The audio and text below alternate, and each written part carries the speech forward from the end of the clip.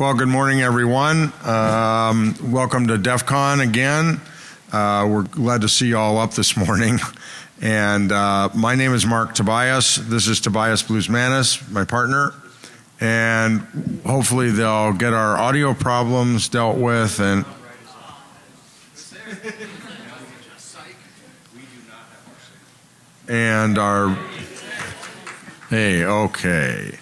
Okay, so we got video on both screens? Right, no teleprompter, but the president's not here either. So, Toby and I work for Security Labs, which is in our office, and we work for a number of major lock companies in the world. We have a team that analyzes mainly high security locks with some consumer level products as well for security vulnerabilities, mainly for covert entry. So a few years ago at Defcon, we talked about a number of different consumer level locks, but not really in detail. And as a result of that, we ended up filing a complaint with one of the standards organizations about the lock we're going to talk about today. And we figured a couple years would go by, some things would occur, maybe the problems would be remedied, but they weren't. So today now the monitor went away here, but I guess we're okay. Okay, again. Okay. Yeah. So today we're going to talk about one of the most popular consumer level mechanical cylinders in the United States. And the problems, the design problems that we found. How many of you guys have this lock on your doors? Ooh. So everybody knows what this is. Okay. Yeah. So this is probably in the United States, there's really two major consumer level brands in the United States. This is one of them. And they're in every DIY store, hardware store. And a lot of folks believe that these are really secure. And in many ways they are. The problem is, as we'll point out to you, in critical ways they're not. So we're going to go through, we've done a pretty detailed slide presentation and with a lot of graphics and animation that we hope you guys enjoy to detail the problems. And we recognize that a lot of folks can't afford high security cylinders that are $7,500, $150 a piece. We do understand that. And I guess some locks is better than no locks on your door, but there's also a false sense of security that these kind of locks provide a higher level of security than they do, and that's also enhanced by packaging and marketing statements by the manufacturers, especially with regard to the Builders Hardware Manufacturers Association standard. It's a consumer commercial level standard that has much more to do with endurance and durability than security, and that's the case in this lock. So quick sets are really easy to understand. Today we're going to talk about their smart key versus conventional pin tumbler locks and a number of ways that we've determined to open them very rapidly and that present some serious vulnerabilities. Now you'll notice that the lock on the left-hand side of the screen, that's a smart key because it's got a little slot to the left of the keyway. That means that it's a reprogrammable lock. So what we're going to do is begin this morning letting you listen to a couple pieces of audio. We called customer service repeatedly to ask them how secure their locks were as if we were going to buy some. And we wanted to set the stage because either these folks aren't trained properly or they're making statements that they shouldn't be making. So either way, we thought you would enjoy the questions. These are about 2-minute clips each. And nothing's been edited out that was relevant. Only the chit chat between us, but these I tried to edit out to the relevant statements. So this first one was in June of this year with Brian. QuickSet, this is Brian. Can I help you? Say a couple of questions on Smart Key. Okay. So my only concern is QuickSet comfortable and basically debunked this, that there's no way to stick a screwdriver, just a common tool, into the lock and open it. No, that'd be a negative. I mean, if it was that easy to pick a quick set lock, they would be having us, do recalls. Okay, if this customer's got this unit, you get a call tag, have a prepaid label sent out, and send that back to our quality control. There's nothing like that. It's business as usual. Is there any are you guys aware of, been trained, any tools out there that will open these, or is this just all nonsense? No, without the actual key for the unit itself, no. You can't open No, it. So just so I can tell my boss, as far as Kwikset is concerned, other than drilling these, if you don't have the key, you're not going to get in. No. And that's the bottom line. Sticking anything foreign inside of the keyway is just going to make it that much harder to open up. Okay, so it basically what you're telling me is it isn't going to happen. You can sabotage the keyway, which will... Yeah, but... Okay, so that was Brian. Okay, so you're starting to get the picture. So this is Satima. Morning, sir. How can I help you? Are you tech support? Yes, I am. Ma'am, we're looking at buying a large amount of your smart key cylinders. I have some questions. Sure, go ahead. Are you technical? Yes. Oh, okay. How about forced entry? How difficult are they? Like the old locks, you could take a screwdriver and put a lot of pressure on. Yeah, same thing with these. I mean, you can line up the springs. That's what the screwdriver would do, right? Force the springs to align and open the lock. With these ones, you can't even put a flathead screwdriver in there. You can't. You can't. No, because there's racks, we call them. Okay. Coming from up and down, up and down direction, not just up. Okay, so this stuff on the internet's not true, that you can stick a screwdriver in them and open them. No, we were aware of that video, and we found out about it, but they did something else before they showed that video. That's what it was. I believe that's what I heard, that it was they had to do something else to the cylinder, and then they recorded the video with just using a flathead screwdriver and opening it. That's not how it works. So if somebody walks up to a lock on one of our apartments, unless they can take that lock apart, you're telling me they can't open it without the right key? That's correct, sir. Right. Is there any quick way of forcing these open? No. That a burglar could do, like in 30 seconds, No. 15 seconds? Is there anything that you guys have been trained on or aware of? Oh, no. Nothing like that. There's no tool that you can just put in the cylinder and pop it open. There isn't. There's no emergency key that you can, or we send you, that will open it. Nothing like that. What to say with all, how long you been with Kwikset dealing with these? 4 years. Let's just take a 4-inch or a 6-inch screwdriver, which everybody has in their kitchen drawer, and you stick it in the lock, and you take a pair of pliers or a vice grips, and you turn it. Can you open the lock? No, of course. What about sticking a wire through where the key goes in, or any other way? Now, don't jump ahead of yourself. No. There's You no can't way. put any type of wire or anything like that. You cannot. No, you cannot. Okay, so you wouldn't worry about putting these to protect valuables, to protect your house or your apartment? Not at all.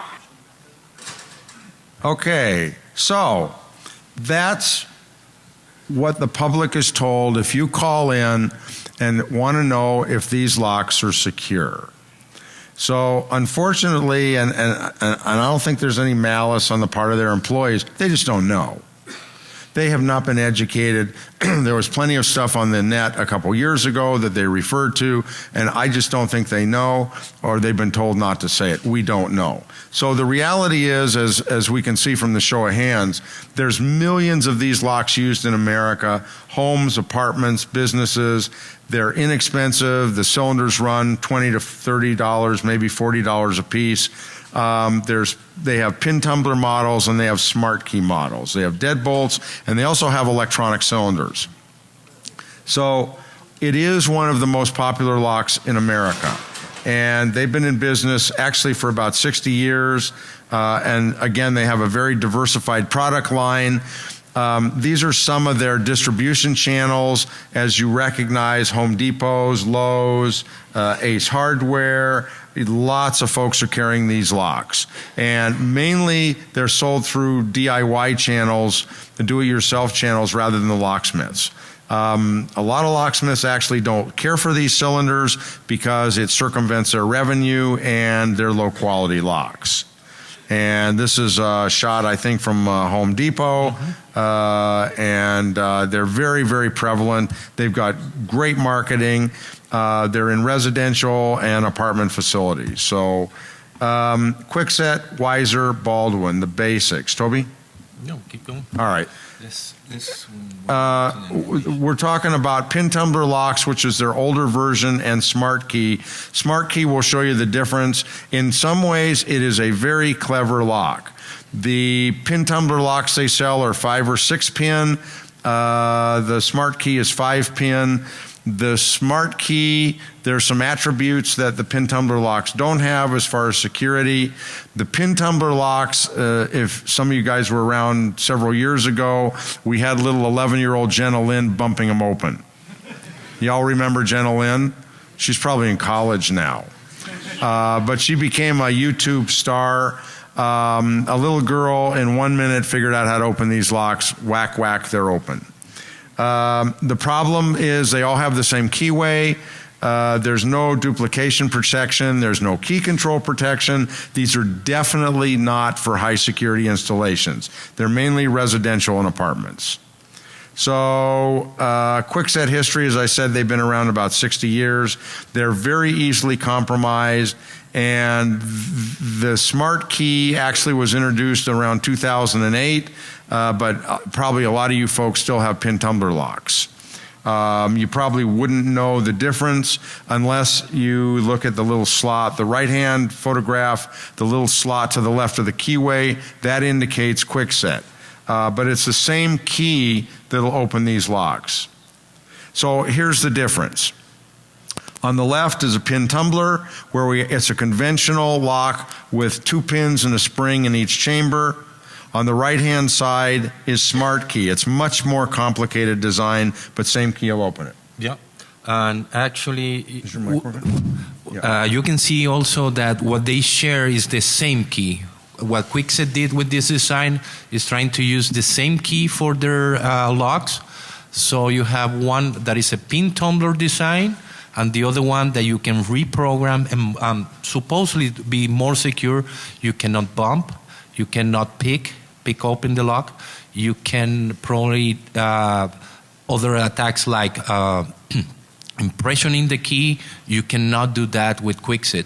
But on the trade-off, we find ways more easy to open this Kwikset lock. Okay, so pin tumbler design, they're essentially not secure unless they're a high security lock with a number of added on attributes. Pin tumbler locks essentially in this category are easy to pick, easy to bump open, easy to impression. They're easy to mechanically bypass. They can be master keyed. And it's also fairly easy to determine what the top level master key is, and there's limited number of combinations. And these locks are fairly low tolerance locks. Mm-hmm. So there are many fewer keys that in the universe of keys that'll open these locks. So the pin tumbler lock, okay. Go ahead. Okay, so we're gonna go first on how a pin tumbler cylinder works, okay? In this case, we have a Kwikset cylinder. This is what you see from the outside. And the parts, we have a shell that is the outside portion, the plug, and the key slot where you put the key. That's what mainly more people know about the lock. So what is inside is a pin stack. You have a spring and a series of pin tumblers. And you have a shear line. That shear line is where you have to move the pin stack in order to create a clear surface. Separate those pins in order for the lock to turn. Okay, so that's the basics of a pin tumbler. You have to get that pin on shear line depending on the height of the key so you can unlock the cylinder. Now, that's one pin. On a regular pin tumbler, you have more than one pin. You have, in this case, 5 pins, different heights on the bottom pin, which is the portion that fits the key. So when you put the key, you see all the bottom pins line up with the cylinder. So that cylinder can turn if the matching pins match the key. So if you put a wrong key, what you have is some pins either extend to the plug or some pin from the top blocking the rotation of that pin. It's a very simple design, has been for many, many years, and most manufacturers work around this design, adding sidebars, third levels of locking devices, but it's the most common element.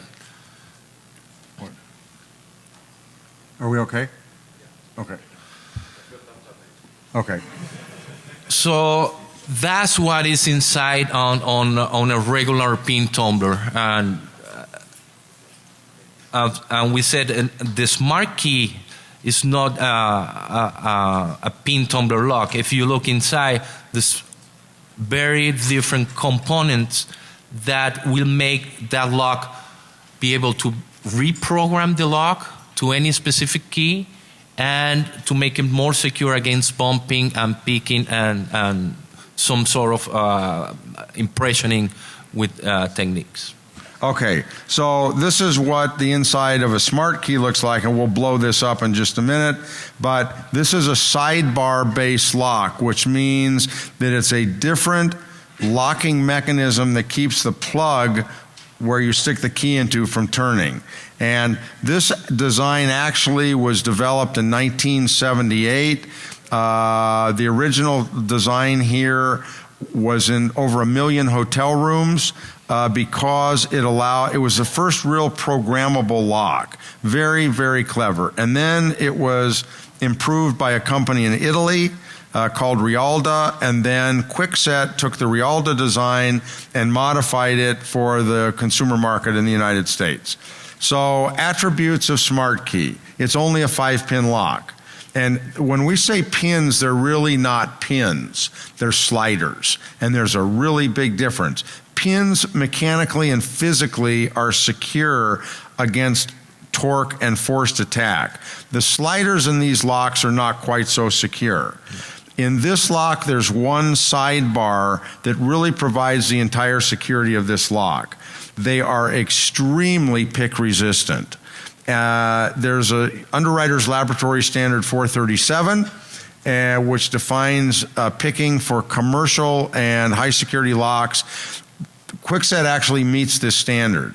That means these cannot be picked in under 10 minutes. They are very, very pick resistant. And they also cannot be bumped, period, because there's no pin tumblers. These are sliders, and so there's nothing to bump open, which in a way, as we refer to this lock, it's one of the most secure, insecure locks in America.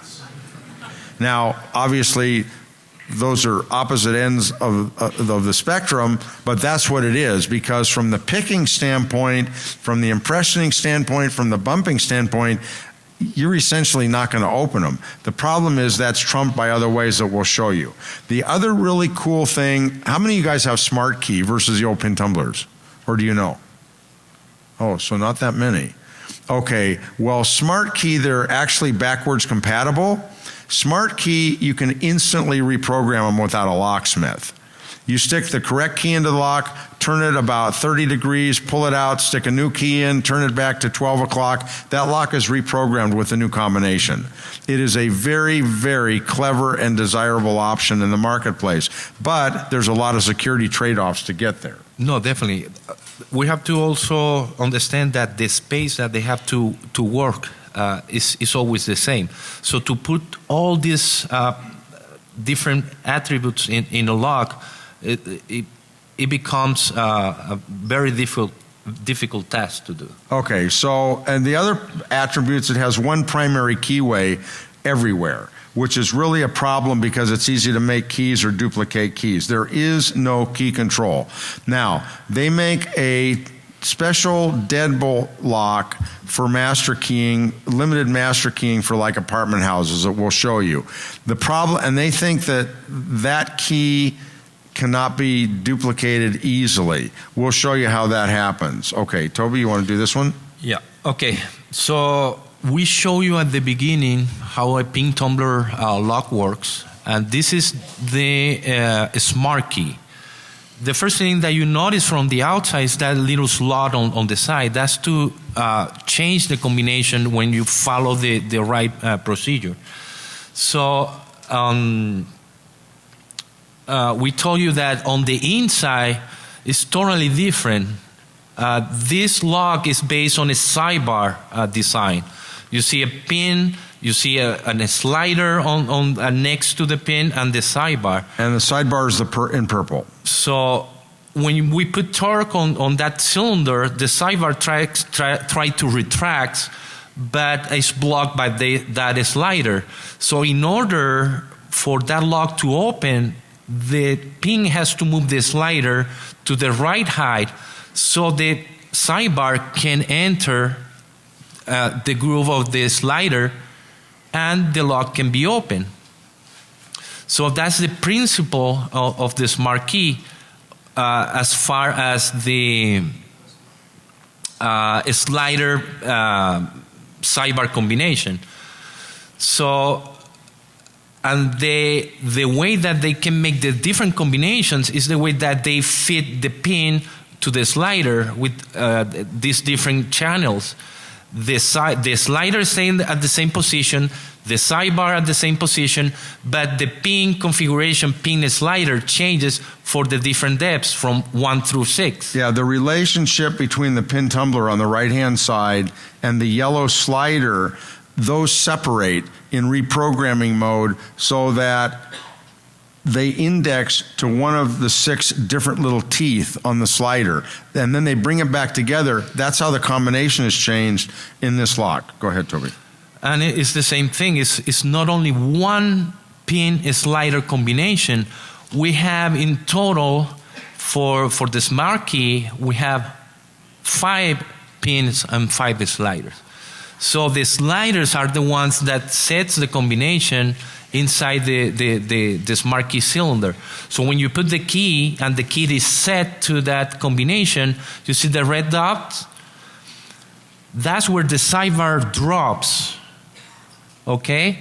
So when the sidebar drops at that combination, that lock can be open. And the pins just follow the combination of the key. In this case, we have 26341, which is the individual depth of each key. So if we want to rekey the lock, we have to put the working key into the lock. They have a special tool that it will move a block-in like a hub that house all those sliders. And what happened is that the sliders separate from the pins. So now we can remove the pins, but the sliders are at the same shear line with the. Yeah, they're locked into position, so they can't go anywhere until we stick another key in. So we can put another key. That key sets to the combination of the key, and then we have to bring all those sliders back to engage again to the sliders, the pins. So we have a new key working for this lock. So it's a very clever design, and they have a ball bearing, so to prevent also. Keep going. Okay, so these are the components that. Let's see. Okay, so this shows the 5-pin tumblers that the key responds to. These are locked together to make this lock work. So, and the 2 bottom pieces are the sidebars that actually stop that plug from turning. And this is what the plug looks like. Yeah, their pins are like hollow, so you can put the pins. They have a cover, so you see the tabs where the sliders goes, and you have that hub that puts the slider together with the sidebar. Okay. So now let's talk about master key systems before we get to the attacks. So in conventional master key systems and pin tumbler locks, we have one key that can open many locks, and there's potentially many different levels of keying because we have an extra pin in each chamber, and that creates a whole bunch of different shear lines. Conventional locks are expensive to rekey. You have to have a locksmith do it. And there's also what we call incidental master keys. There's a lot of keys that'll open a master keyed cylinder that really aren't intended. And that's a problem. And that's a problem. Well, actually, what happened with master key system, those unintended keys, they try to use those to work in the system.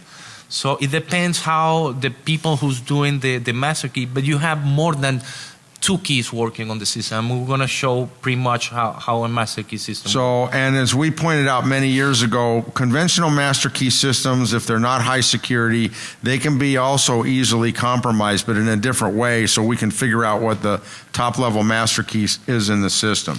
So remember the pin tumbler lock, and then it has one pin, the spring, top pin, bottom pin. Now we have another pin between the top and the bottom. So what happened that we are creating 2 shear lines. You see, right there, we can split the pin and the lock opens. We have one depth for that pin, but it's also another shear line. So we have 2 depths that opens in that specific chamber. But again, this is not, a lock is not one pin. So for this example, we put another split pin. We put a master, that's called a master wafer, the middle pin. So, and the rest will left the pins like that. So we have a key A that makes the shear line, so that key will open the cylinder. We also have a B key that can open that cylinder. So those were the 2 intended keys when we are making a master key system. And we have to understand also that when people say I have a master key, there's no such thing as a master key for a GM cars. You have to set a master key system. In a pin tumbler lock, when somebody said I have a master key, the system is set to work with this master wafers in order to set the system to open different locks. So the problem is now that we have 2 unintended keys, key C and key B, that will also open that lock. And if we add more master wafers, that number is going to increase. It's an exponential number. And in some cases, depending on the person who's doing the job, they can put even more master wafers, and that create many coincidental keys, and they're not secure. And it can also make the lock a lot easier to pick. The other problem with Quickset, for example, is the keyway is so common, and they have so many different individual keys that they can use. That probably your home key, if you have a commercial facility that has been rekeyed and has a master key system, is potentially that one of your keys can open one or more of those locks. Okay, so Quickset came up with what they call key control, which is actually, it's basically a 1-level master key system. There's 2 cores in one cylinder. It's actually a clever system for apartment houses where you only need 1 level of master keys. There's 2 separate keyways, supposedly, that are secure. that one won't go into the other. So the apartment user, the apartment tenant has one key, their change key, and the management has a key that'll open the other core in the lock, okay? It's actually very clever. No locksmith is required. You can instantly change your master key systems. There are 46,000 theoretical combinations. They're good for facilities that need a very limited kind of system. So actually, it's a very clever system. However, it's got the same security vulnerabilities as the single lock. So, and again, they can be instantly reprogrammed. So, and you do not have the cross key problem in the quickset system that you have on conventional master key systems. It doesn't exist. So the problem is they can also be compromised in 15 seconds. So security, what you get is what you pay for. Does anybody expect a $20 to $30 lock, $40 lock to actually be secure? And that's the question. And again, we understand that a lot of folks can't afford high security locks. But we also believe that the public has a right to understand so they can make the decision knowingly and intelligently whether they'll accept the risk. So as we say, there's millions of facilities that can be at risk here. So, and there's a false sense of security, as we talked about, between the BHMA standard that says this is the highest grade of security for residential and the anti-picking, anti-bumping. So we're going to go through, and as you heard the tech reps at Kwikset say, there's no way to get into these locks if you don't have the key, or you got to drill them and destroy them. Mm-hmm. Okay, so smart key design issues. The problem is with the sidebar and the sliders. There's only one layer of security, and our problem is these little sliders that you see, they're very fragile. And there's also maintenance problems and programmability problems and low tolerance with the lock. So and the real problem is, we're going to show you in a minute, you can apply torque to these plugs and open them. So here's the attack methodology that we came up with. Try out keys, wire through the keyway, visually reading the sidebar and the slider positions, torque the plug, replicating key control, and decoding of the master key. Other than that, they're very, very secure locks. Okay, so first of all, tryout keys. Probably most of you guys aren't old enough to remember in the 60s, we had 64 keys that would open all General Motors cars. 64. Because we split the difference, we exploited the tolerance in the locks. You know, I'm talking that there is no such thing as a master key system Yeah. for GMs, and you say that. Well, they're not master key, they're tryout keys. You jiggle them in the keyway. Okay, sometimes they would open, most of the time. But what you're doing is cutting the tolerance in half. And the same thing in Kwikset.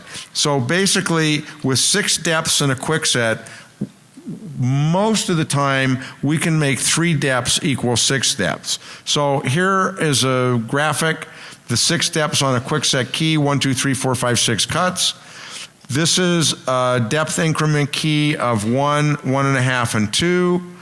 3, 3.5, and 4, 5, 5.5, and 6. So we didn't do this. This is something that we test on their smart key. This is an old type of attack. Try to split the difference between one cut and the other one.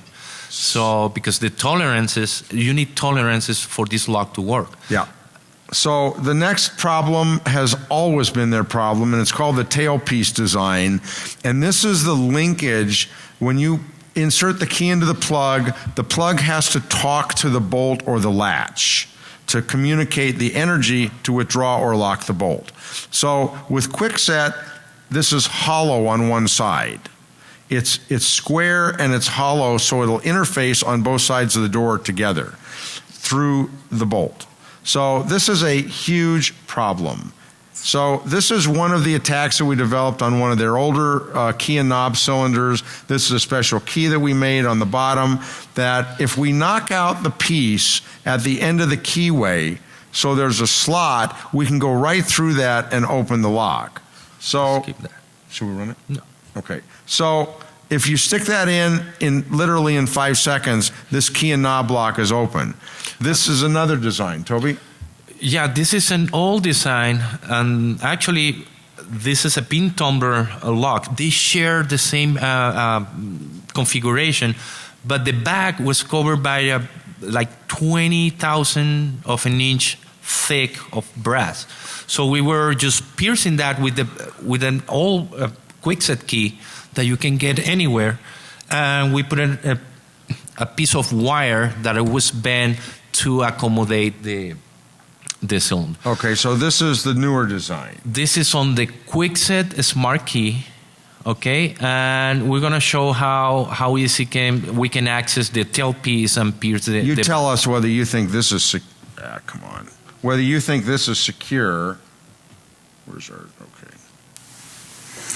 This attack on the tailpiece of the Quickset Smart Key and earlier cylinders is based on the design of the tailpiece by Quickset. It's hollow and it's square, which allows us to pierce the cap at the end of the plug and insert a wire that's been formed to catch the edges of the tailpiece and turn it.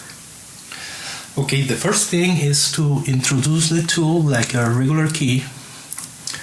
I'm gonna put tension, and that tension is gonna make the sidebar block the slider so I can remove the tool. And the reason is I need to put the tool backwards so we can start piercing from the top. That's the complicated part. Yeah. It's just a sharp piece of metal. Yeah, that's the complicated part. Now it's a matter of. So you can see the back on one side.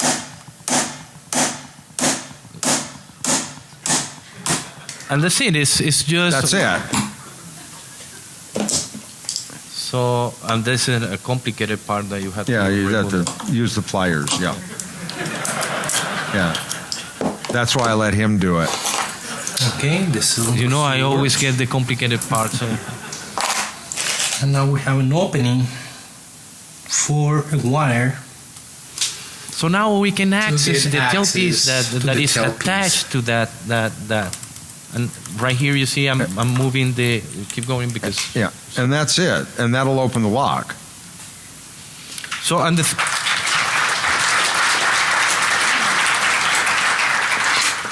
So that's it. You put this, and the lock. There's no damage to the lock. Your key still works. So how many of you still trust your door locks? Okay, next one. Visual decoding. We didn't show this, but we'll tell you. You can actually take a little mirror, insert it into the lock. It takes a little more talent, and you can read the position of each of the sliders. Okay, here's the really good one. This is, as I told Toby, let's just label the slide torqued off. So this is torquing the plug. And we actually filed a complaint with the Builders Hardware Manufacturers Association a couple years ago. It was essentially ignored that we didn't think this lock should be certified as a grade 1 lock. This is the entire security of this lock as far as we're concerned. These are sliders, as you saw in the diagrams. The one on the left is normal. The one on the right has been warped.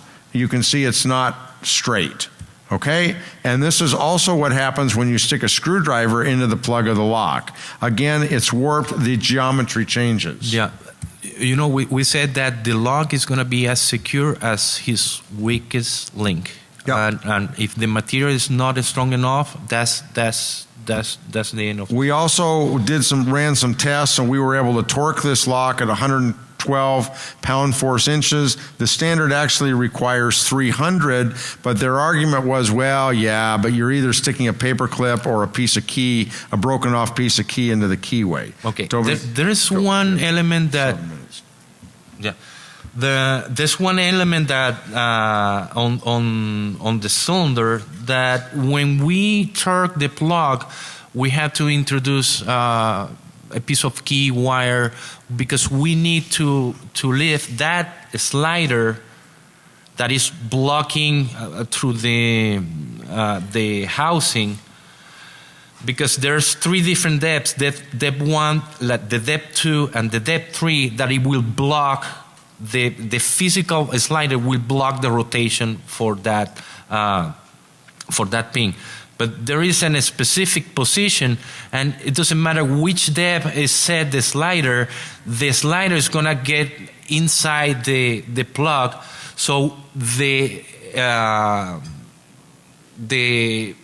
only element preventing the cylinder for opening is the slide. Okay, so here's what happens. Based on the slider design. Where's the audio? The QuickSet Smart Key.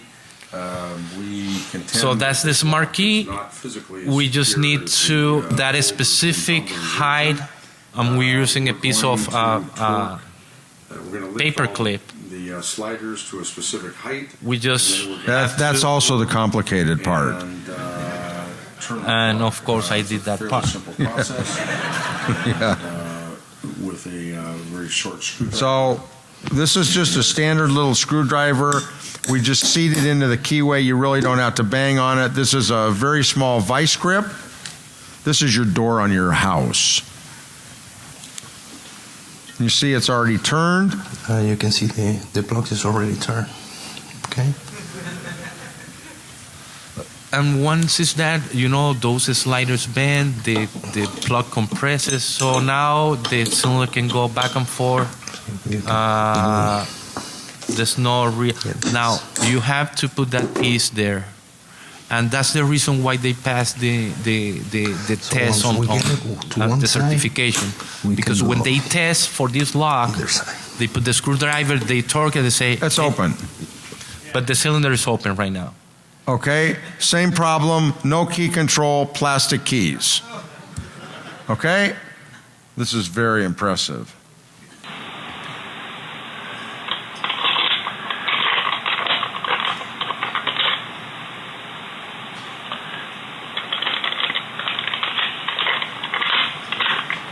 That's a MasterCard. No, that's Chase. Oh, sorry. Yeah. I didn't know. So then we figured out how to decode the lock because we're going to run out of time. So basically there's a procedure that we can take 6 different keys and we can figure out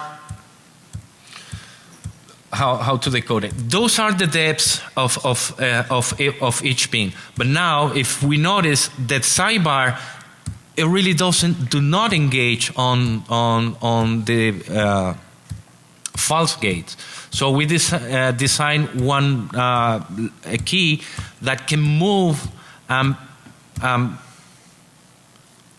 Basically, what you're gonna see here in this video is that if we can remove the key from the cylinder with a specific depth, that is an indication that depth we have decoded So I don't think we have time to run this video. What? But these are the 6 keys. Let me just do part of this. Okay, this is going to be decoding the control cylinder on a QuickSet. This is the problem with their master key. We've got depth analysis keys, depth probing keys for each of the 6 depths that we're going to probe in rapid order and determine the essentially the gate positions on each of the sliders. So let's start with number 6. We just have to put the key in, put a little bit of torque, and try to remove the key. So If we it's cannot not remove the 6. key, it's an indication that pin is not set for that depth. Okay. So that's See no- how number Basically, 5 we go through and probe each of the First 6 position. sliders. can be removed. And then once we That's figure out the code, The we generate a combination key that. for it in like Let's go to 10 the second one. seconds. So we go pin by pin. We just put the 6. key in that position, try to remove it. If it can be removed, we record the number that we're using to. 5. Yeah. And so basically, Toby goes through, decodes the entire lock, creates a key for it. So making the control key, as we'll wrap this up, this is their master key scheme. Yeah, this is the way that QuickSet takes the approach for the master key system. This is what they call the key control. It's not playing. No, it's not playing. Okay. It's not playing. Go ahead. So that cylinder has another cylinder on top. So that's the scheme that they use. It's two cylinders because their platform now is so small that they decided, well, I can have one key for renters and one key for the user. Thing is, they're so close, and all these attack also can be performed on their lock, that we thought, well, this is not secure. It's even more insecure because you don't see the cylinder is on top. The cover has to turn so you can expose the other cylinder. So if you torque the plug or you pierce the plug, you're never going to notice. And that's something that you as a consumer should know that Yeah, here's the bottom line as we'll sum up. This is a very clever design lock in certain respects, but it's also extremely insecure in certain respects. And so there's really a trade-off, and you need to understand when you spend money on locks, it's an insurance policy. You need to understand that you really do get what you pay for, and it may look secure, but that, as we've shown you, it doesn't mean that it is. I think that wraps it up for this Defcon this year. We thank you very much for coming, and we hope you enjoy this. Oh, well, if you have any questions, okay. Thank you. Thank you. You guys aware have been trained any tools out there that will open these, or is this just all nonsense? No, without the actual key for the unit itself, no. You can't open No, it. So just so I can tell my boss, as far as Quickset is concerned, other than drilling these, if you don't have the key, you're not going to get in. No. And that's the bottom line. Sticking anything foreign inside of the keyway is just going to make it that much harder to open up. Okay, so it basically what you're telling me is it isn't going to happen. You can sabotage the keyway, which will... Yeah, but... Okay, so that was Brian. Okay, so you're starting to get the picture. So this is Satima. Sir, how can I help you? Are you tech support? Yes, I am. Ma'am, we're looking at buying a large amount of your smart key cylinders. Mm-hmm. I have some questions. Sure, go ahead. Are you technical? Yes. Oh, okay.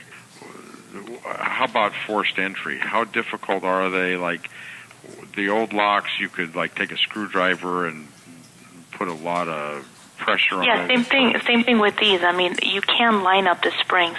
That's what the screwdriver would do. Right, force the springs to align and open the lock. Some things would occur, maybe the problems would be remedied, but they weren't. So today now the monitor went away here, but I guess we're okay. Okay, Okay. Yeah. So today we're going to talk about one of the most popular consumer level mechanical cylinders in the United States. And the problems, the design problems that we found. How many of you guys have this lock on your doors? Ooh. So everybody knows what this is. Okay. Yeah. So this is probably, in the United States, there's really two major consumer level brands in the United States. This is one of them, and they're in every DIY store, hardware store, and a lot of folks believe that these are really secure, and in many ways they are. The problem is, as we'll point out to you, in critical ways they're not. So we're going to go through, we've done a pretty detailed slide presentation and with a lot of graphics and animation that we hope you guys enjoy to detail the problems.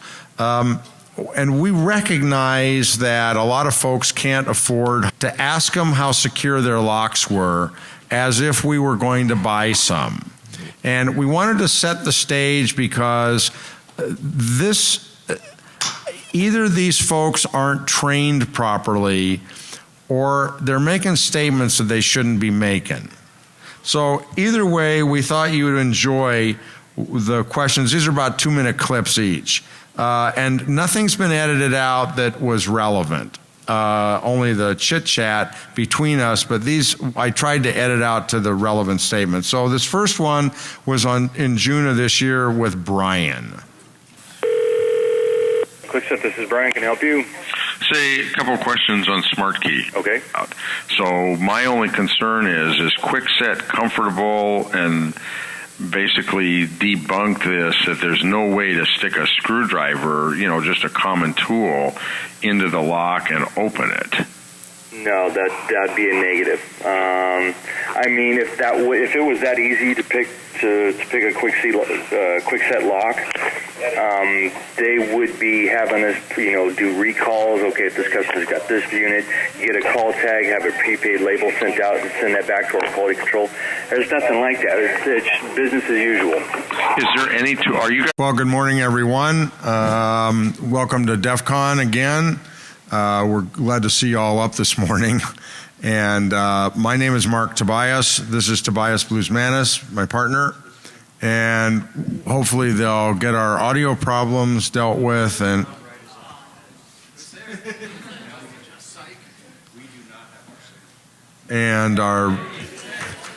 okay. Okay, so we got video on both screens? Right, no teleprompter, but the president's not here either. So, Toby and I work for Security Labs, which is in our office, and we work for a number of major lock companies in the world. We have a team that analyzes mainly high security locks with some consumer level products as well for security vulnerabilities, mainly for covert entry. So a few years ago at Defcon, we talked about a number of different consumer level locks, but not really in detail. And as a result of that, we ended up filing a complaint with one of the standards organizations about the lock we're going to talk about today. And we figured a couple years go by, high security cylinders that are $7,500, $150 a piece. We do understand that.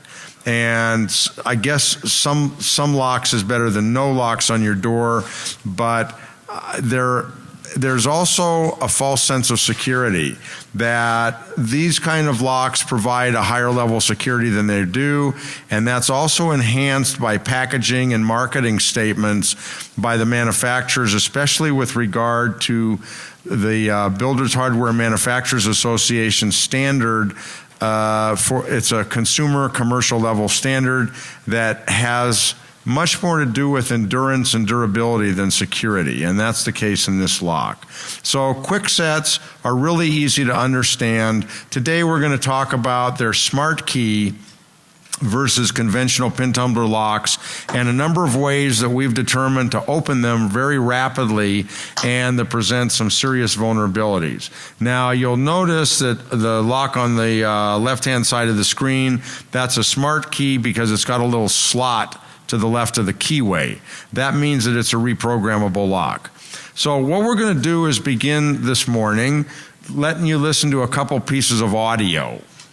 We called customer service repeatedly,